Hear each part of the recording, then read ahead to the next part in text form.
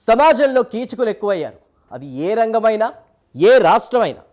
తాజాగా విజయనగరంలో ఓ ఇన్స్టిట్యూట్లో చదువు చెప్పే ఫ్యాకల్టీ కీచకుడయ్యాడు. చదువుకునే యువతులపై అసభ్యంగా ప్రవర్తించాడు. అతని నీచాన్ని భరించని యువతులు పోలీసులకు ఫిర్యాదు చేశారు.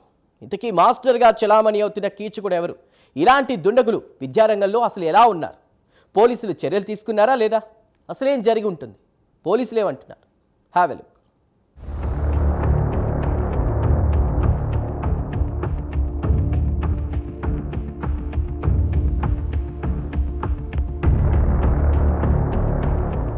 లైంగిక వేధింపులపై సమాజం సీరియస్ అవుతోంది. ఎక్కడ పడితే అక్కడ కీచకులు ఎక్కువవుతున్న కాలంలో ప్రజలు ప్రశ్నిస్తున్నారు, నిలబెట్టి కడిగేస్తున్నారు. తాజాగా విజయనగరంలోని ఓ కోచింగ్ సెంటర్ నిర్వాహకుడు విద్యార్థుల పట్ల లైంగికంగా వేధించినట్టు ఆరోపణలొచ్చాయి. దీంతో 25 మందికి పైగా యువతులు పోలీస్ స్టేషన్కు వెళ్లి ఫిర్యాదు చేశారు. చదువుకునేందుకు వచ్చిన విద్యార్థుల పట్ల అనుచితంగా ప్రవర్తించాడని పోలీసులను ఆశ్రయించారు.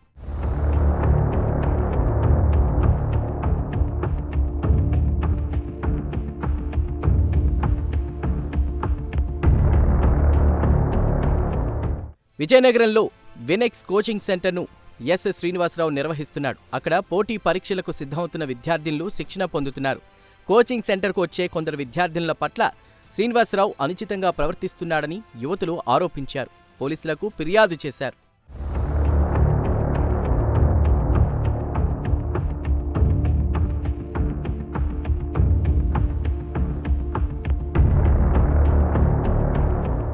విద్యార్థినుల ఫిర్యాదుతో విజయనగరం 2 టౌన్ పోలీస్ స్టేషన్లో కేసు నమోదు చేశారు. అనంతరం కేసును మహిళా పోలీస్ స్టేషన్కు బదిలీ చేశారు. దర్యాప్తు కొనసాగిస్తున్నట్లు పోలీసులు తెలిపారు. ఈ ఘటనపై 2వ టౌన్ సీఐ శ్రీనివాసరావు మాట్లాడుతూ, బాధిత విద్యార్థినులు ఇచ్చిన ఫిర్యాదు ఆధారంగా కేసు నమోదు చేసి అన్ని కోణాల్లో విచారణ జరుపుతున్నామని తెలిపారు. అందరికీ నమస్కారం. ఈరోజు మనకి విజయనగరం పట్టణంలో మూడ్లాంతర్ నుంచి కోటకు వెళ్ళే రూట్లో ఒక వినీక్స్ అనే ఒక కోచింగ్ సెంటర్ ఉంది. ఆ కోచింగ్ సెంటర్ సారిపల్లి శ్రీనివాస్ అనే వ్యక్తి నడుపుతూ ఉంటారు. ఆ కోచింగ్ సెంటర్లో సుమారు 60 నుంచి 70 మంది వరకు ఫిమేల్ కోచింగ్ తీసుకుంటూ ఉంటారు. అయితే ఈ ఫ్యాకల్టీ మెంబర్ ఎవరైతే ఉన్నారో సారిపల్లి శ్రీనివాస్ అనే వ్యక్తి వాళ్ళతో అసభ్యకరంగా ప్రవర్తిస్తున్నాడని, సెక్సువల్గా హెరాస్మెంట్ చేస్తున్నాడని, శరీరం మీద వివిధ పార్ట్లో టచ్ చేస్తున్నాడని చెప్పేసి వాళ్ళు 2 టౌన్ పోలీస్ స్టేషన్కి వచ్చి ఒక రిపోర్ట్ అవ్వడం జరిగింది. దీనిపై ఫర్దర్ ఎఫ్ఐఆర్ రిజిస్ట్రేషన్ కోసం వాళ్ళకి మహిళా పోలీస్ స్టేషన్కి పంపించడం జరిగింది.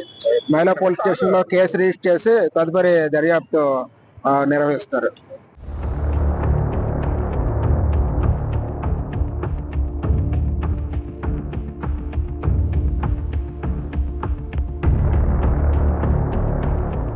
ఉద్యోగావకాశాల్లో తోడ్పడతానని, ఇంటర్వ్యూలలో ఎక్కువ మార్కులు వేయిస్తానని శ్రీనివాస్ యువతులను లైంగికంగా వేధించినట్లు ఆరోపణలొస్తున్నాయి.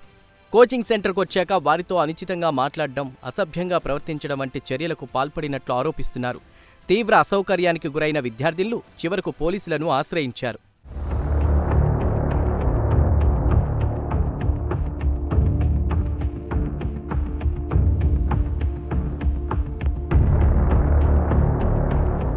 ఈ ఘటన వెలుగులోకి రావడంతో తల్లిదండ్రులు ఆందోళన వ్యక్తం చేస్తున్నారు. ఇటువంటి ఘటనలు పునరావృతం కాకుండా విద్యాసంస్థల్లో కట్టుదిట్టమైన పర్యవేక్షణ అవసరమని స్థానికులు అభిప్రాయపడుతున్నారు.